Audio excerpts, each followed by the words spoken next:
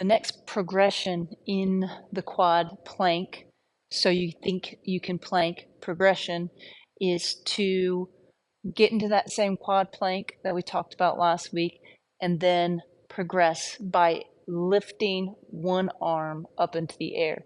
So this is going to require a lot more stability on the part of your core.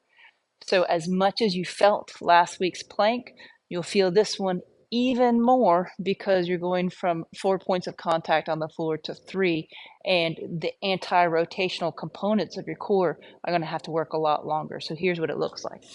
So all the same principles apply as last week. You're going to get yourself into your plank or into your quadruped position. From here, we tuck the tailbone. From here, draw the belly button in, and then we're going to take those ribs and we're going to lift them up so that we have a nice straight spine. So from this position, then make sure you have your weight loaded 50-50 between your hands and your knees. A lot of tendency will be to shift your weight back. Don't allow that to happen. You want to go about 50-50 distribution between your hands and your feet. And then from there, without allowing anything to shift in your body, you're going to lift one hand off the ground. From there, come back down, and then you could do the same thing on the other side.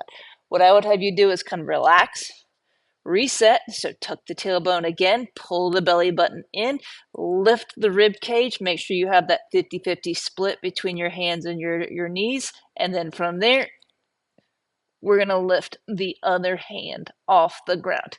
As much as you felt the contraction last week, you're going to feel it even more as you do this. Biggest things to be aware of: don't let your hips shift away from the hand that's lifted into the air. That'll be a big tendency, is to let your hips shift as you lift. There should be zero movement in anything in your body except for that hand.